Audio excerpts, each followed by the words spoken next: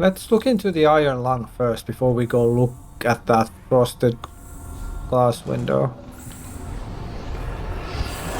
I'm not sure what I was expecting. Greetings, denizens of the interwebs. I'm Lord Acanthos. Welcome back to Stasis.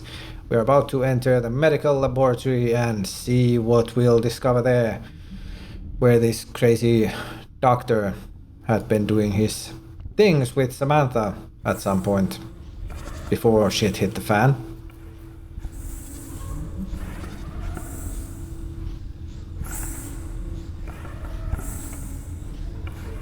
Is that some sort of a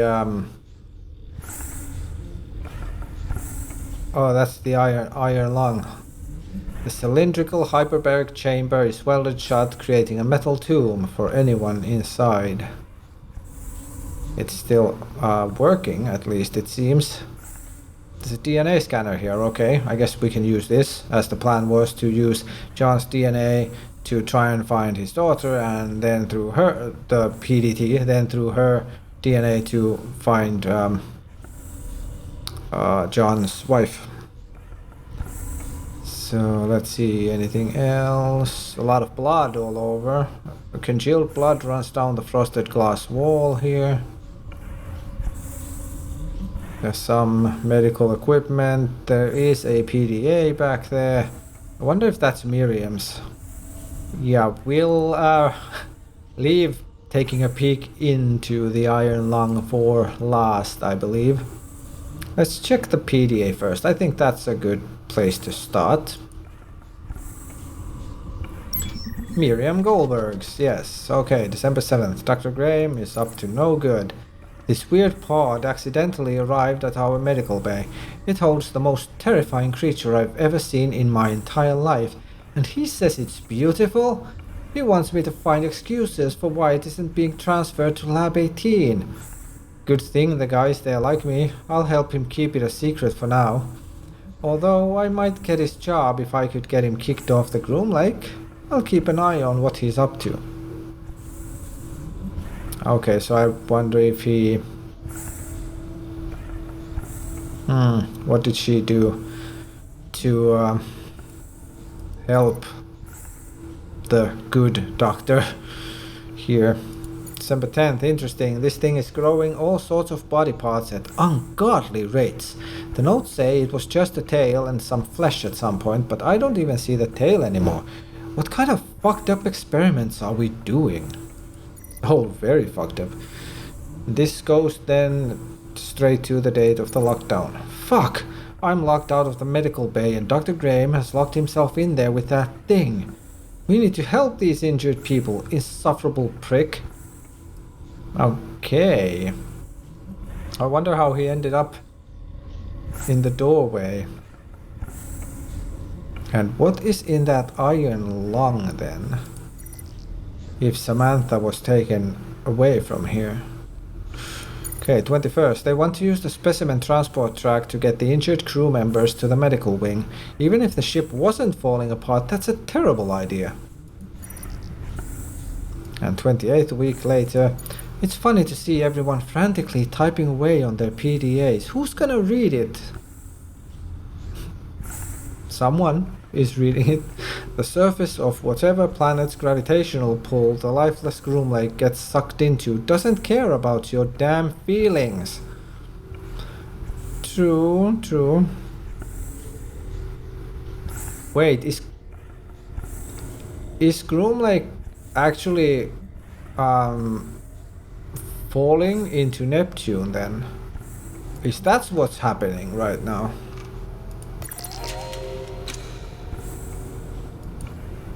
Did I just simply miss it? Was it actually even straight up said by someone or something and I completely obliviously missed or forgot? Could be.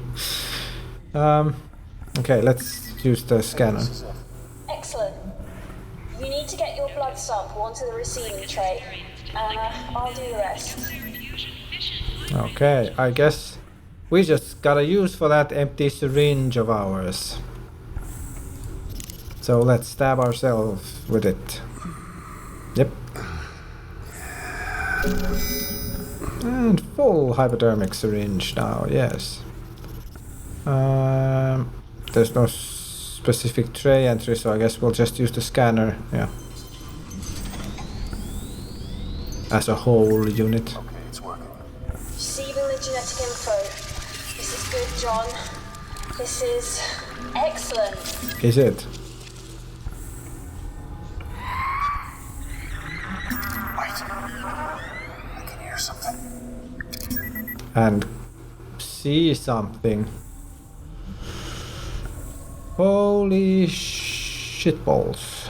Okay, let's look into the iron lung first before we go look at that frosted glass window.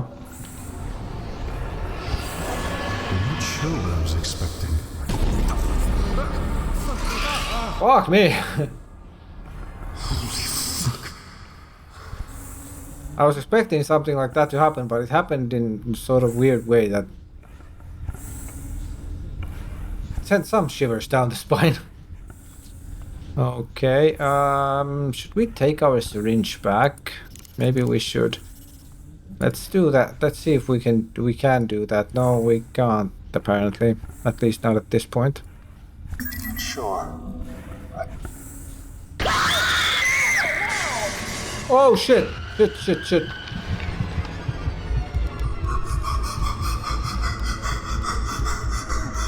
Good thing I didn't manage to get coffee pouring down my mouth yet. What the hell?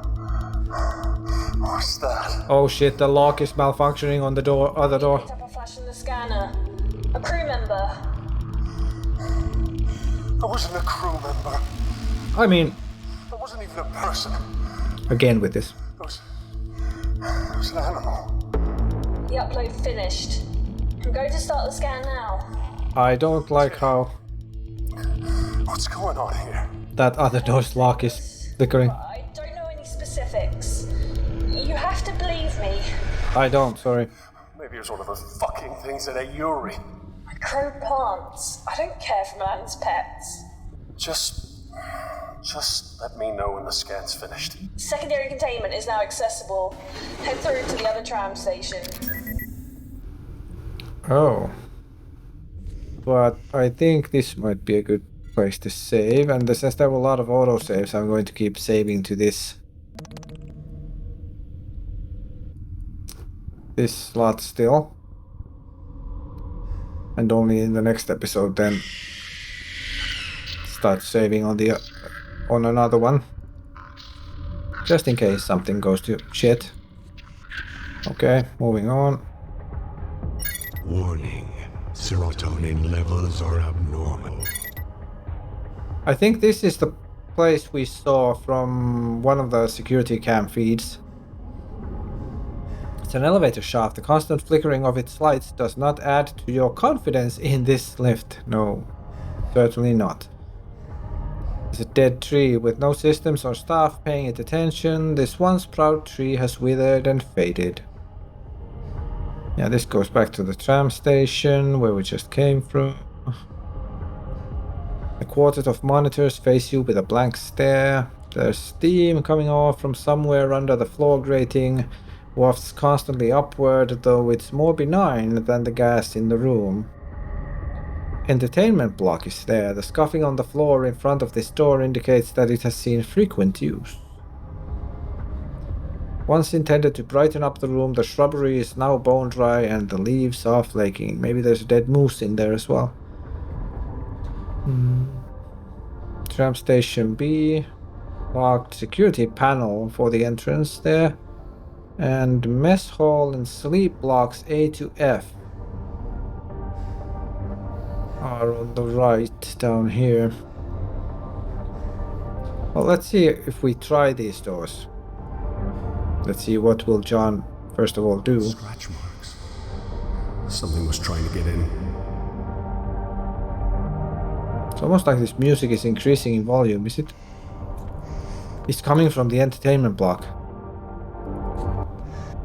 So there must be something, either something is going on or there is something left on to play. This door must have a faulty seal. A cloud of acrid gas hangs near the floor, leaking from the room beyond. We probably can't open it because of this. But door locked due to atmosphere control override. Yeah, we can't do anything with this panel. Yeah, so we'll need to get there to be able to vent that room, so to speak, I guess. Oh my fucking god, it's pitch black in here.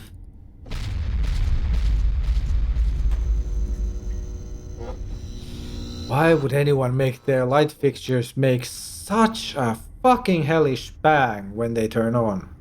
This is what I always wonder when I'm watching movies. Because 99% of them do the same. Like, give it up already. We don't need those audio cues to go with the visuals.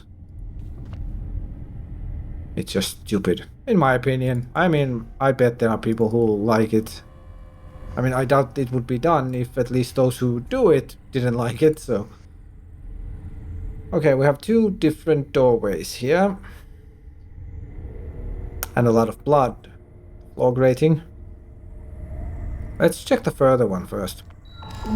Because why not? Mother had a lung that was covered in fat. Father had a tongue that was also black. Is anyone there? They didn't care for us. We didn't care for them. And so it happened again and again. Skin like a crocodile and eyes like sin. The RG consumed them from within.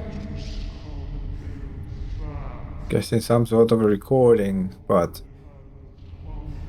why is the question. Countless abandoned photographs of families and loved ones are strewn across the floor. Not promising. These lockers have been lacerated with the deep red blood of the people who were killed here. Yeah, this has been a massacre. Lots of flies around those two corpses. I guess those are flies. Sleeping cots. You can tell from the uneven placement of the sleeping cots that some force has scattered them from their original positions. Yeah, I mean, this one was clearly killed in bed, if not even in their sleep. Looks like...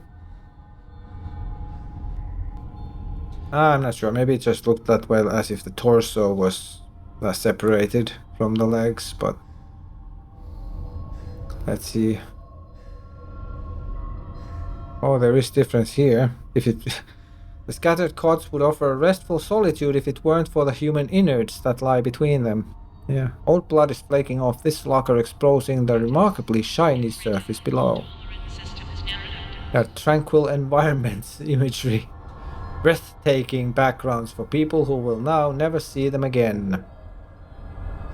Yes, imagery for Keanu. Yeah, human innards between those two. Another dead body. More abandoned photos. Doesn't seem to be anything else relevant. On closer examination, the blood has congealed to form a paste that is smeared over a once personal locker. I mean, it's still a personal locker. Its purpose hasn't changed. Another gruesome victim of the indiscriminate slaughter. This one has a strangely wistful look on his face, as if it were imagining an escape into the cheery landscape on the walls. Makes one wonder what exactly was going on here in that case. If some people who were killed here actually might have felt relieved that it's about to end. This corpse has been savaged. Its leg is nothing more than tendon strap bone. Looks like he didn't even manage to get out of his bunk. Grant Peterson. Okay, this goes all the way back to April 24th. You know what's worse than being a janitor? Being a space janitor. The shit I literally have to put up with is unbelievable. I mean it. My job is to control the recycling of methane expulsion from human waste. Shitty is an understatement. Plus, I can barely understand my co-worker. I think he's Polish, but he only speaks Spanish. How's that work? Though we're in space, who knows? June 20th. Isabella's been talking to me. I hope she doesn't have any ideas. I'm really not into that. Even if she was a guy, she's just so difficult to deal with. I think she purposefully leaves some shadow of a doubt that she might have some feelings for Harry, just so that he'll hang around. The poor guy's obsessed. It's creepy, but it's also the teeniest bit sweet. Okay. June 29th. I think Jupiter is finally done growing. She was such a cute little kitten. Now she's big and doesn't cuddle anymore. Harry's allergic. He thinks that I keep Jupiter around just to mess with him. Really, I don't. She gets in the way sometimes, but she's the only living thing that really understands me. I love that little kitten. Big kitten. I wonder if the cat is actually hiding here somewhere. We might be having a cat jump at us at some point, scaring the shit out of us. July 2nd. Isabella smacked Harry straight across the face today. I think he called her a pet name to her face. I would have been flattered. Poor guy. And then we jump all the way to August 11th. Everything is so uneventful around here. Maybe that's a good thing. I've been trying to talk to Isabella to see if she's interested in Harry. I don't think so, but I want to make sure. It would help me sleep a little better. Then straight to October 8th. Interdepartmental pool to win 64 days of leave. What a joke. Kitchen security and maintenance aren't even eligible when they're the ones that keep the ship running. Oh wait, I guess that makes sense.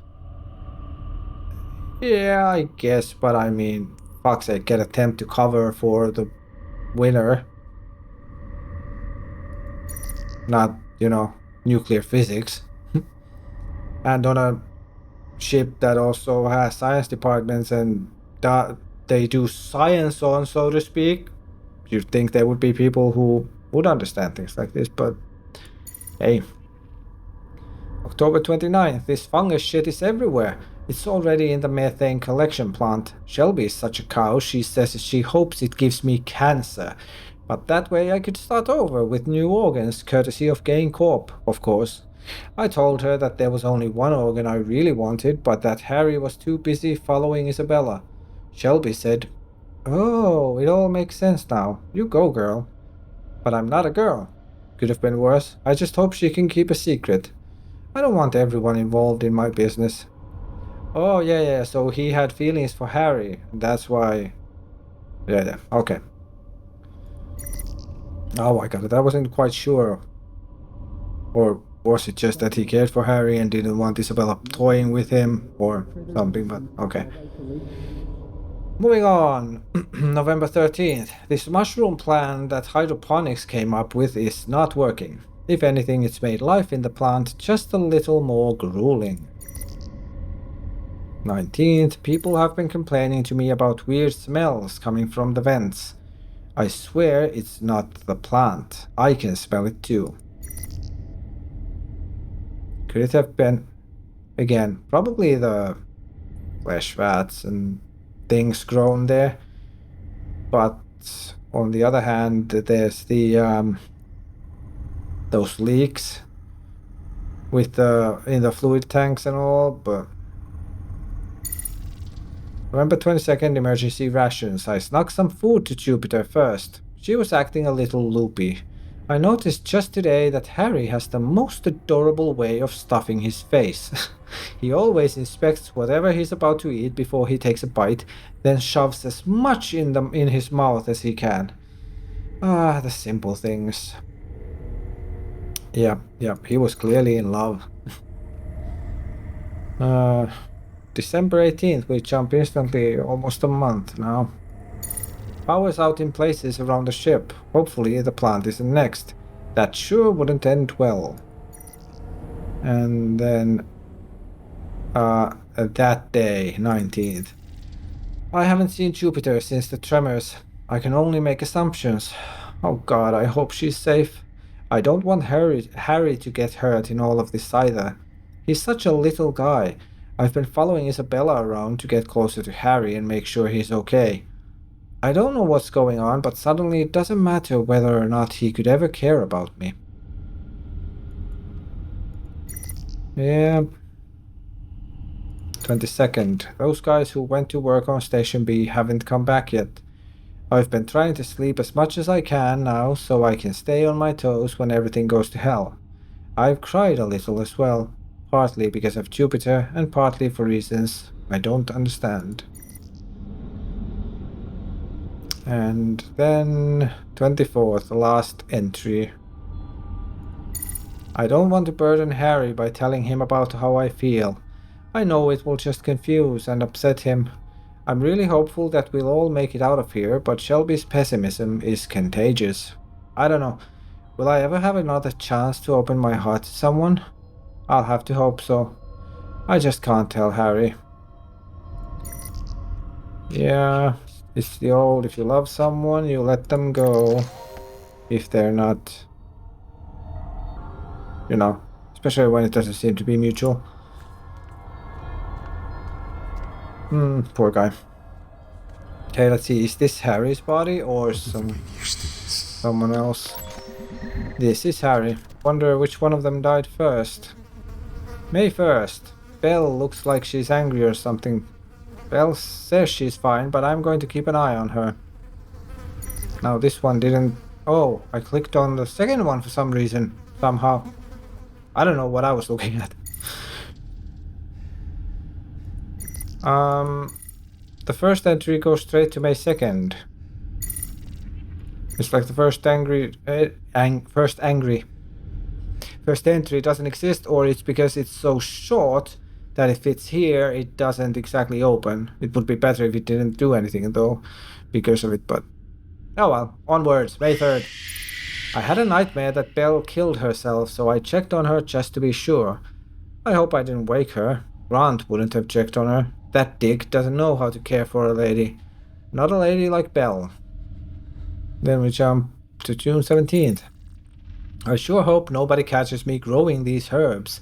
Space is so empty and cold, and Belle seems like she needs the comfort. I don't care if I get caught, but if I did get caught, Belle would know that I'd truly do anything for her. I guess Harry was really into Belle. July 4th. Belle seems super frustrated today. I stopped asking her what was wrong because she got really mad at me the other day when I did that. I feel like I'm making her angrier every time I speak to her. She's upset and I can't do anything about it. I wonder if we're going to find Belle's PDA in the other room. Will be interesting to see how all this whole triangle actually went in reality, because I think none of them knew about each other's feelings. I'm going to take a poke and guess that Belle was in love with Grant. Or her feelings for him. Anyway. Let's see, 5th. She spoke to me today. I'm so glad everything is okay. I lost so much sleep over her last night. If she only knew, she'd feel so special. Could be. Maybe. Then again, maybe not. September 4th. Grant keeps bringing his goddamn cat into the sleeping block. I'm allergic and he knows it. I shouldn't need a shot of epinephrine every time I go to bed. He thinks he's a badass just because he managed to sneak a cat on board. Bill probably thinks he's so cool. Why can't she see that he's a total dick?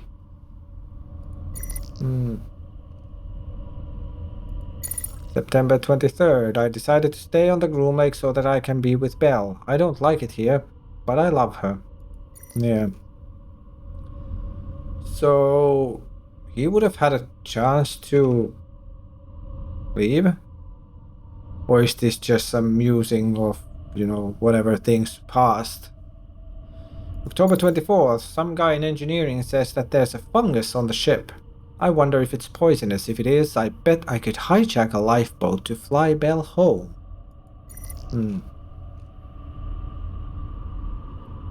Then November 1st. The fungi is all over in hydroponics. I have an idea though. What if we engineer another invasive fungus to take out the alien one? I honestly don't think it'll work. I suggested it as a joke at first, but Belle thought it was a great idea, so now we have to do it. Okay. I wonder what they managed to fuck up. Seems everyone's been just fucking things up around here, one way or another. And then the lockdown day. Grant's been following Belle and I everywhere. I know she thinks he can keep her safe, but I know he can't. He's so full of himself. December 22nd. I think Grant's cat died during the tremors and the chaos. Good fucking riddance. The guy's been sobbing for almost a day now. Maybe now Belle will understand that he's not fit to protect her. Circumstances and all, but still, Harry seems to have been quite a bit of a cockhead. December 26th. I think I'd die for Belle. It's pretty much been established that something's running around and killing people. I'm going to fight it when I see it. It'll only get to Belle over my dead body. She'll die knowing that I gave my life just to tag a couple of seconds onto hers. Yeah, I have a feeling she didn't know that when she died. But let's see, there isn't anything else here, I think. I think that's about it. Yeah.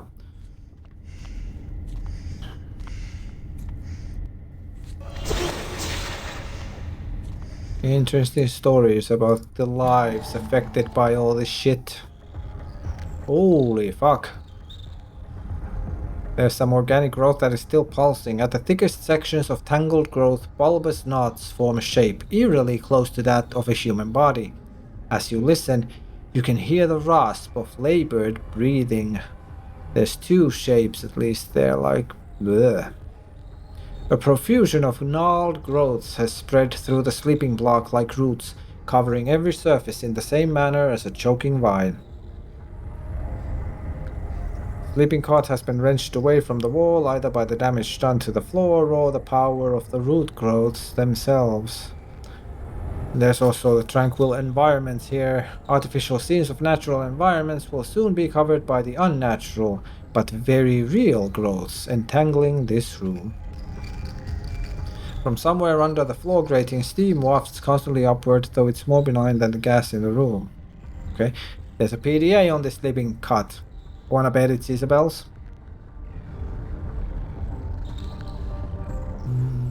Let's see, anything else? A brown and suspicious stain stands out on the otherwise crisp sheets. TMI. Torn up floor grating. Flaps of industrial grating have been pushed upwards from below, rumpled like a discarded memo. The guts of the level below lie exposed. We could actually use that to go down, it seems. Or at least take a peek. But judging by the arrow spinning, I'd say we'll probably can go down there. The root-like growths have become affixed to the wall here in a clustered braid. And here's a sleeping cot. Sweat and mildew wafts off the unwashed linen on it. Okay, I guess it's time for the PDA first before we go down anywhere. But ladies and gents, that's it for today's episode. Did Isabella develop feelings for Harry? Or did she have feelings for Grant all along? Or maybe towards Grant's cat Jupiter? Find out when we return this same channel. Thanks for watching, hoping you have a great day and or night. See you next video. They didn't care for us. We didn't care for them. And so it happened again and again. Skin like a crop.